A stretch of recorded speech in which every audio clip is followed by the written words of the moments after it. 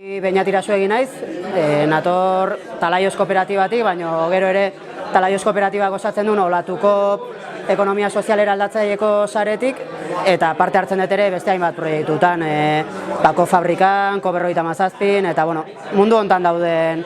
hainbat proiektutan. Egia da hegoaldetik nator, baina Ipar Euskal Herriarekin ere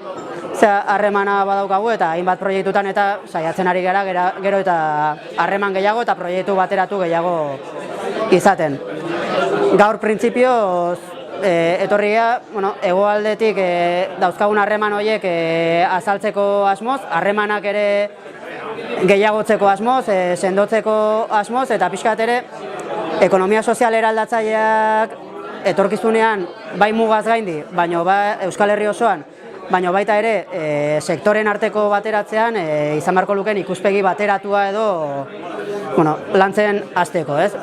Lantzen hasteko esaten dut zen kriston lana dago esparru honetan, asko daukagu egiteko, eta esan dut praktikatik hasten bagara Ipar eta Hego Euskal Herriaren artean horrelako proiektuak denek batera egiten, proiektuak batera egiten, nik uste hortik asko aurreratuko dugu.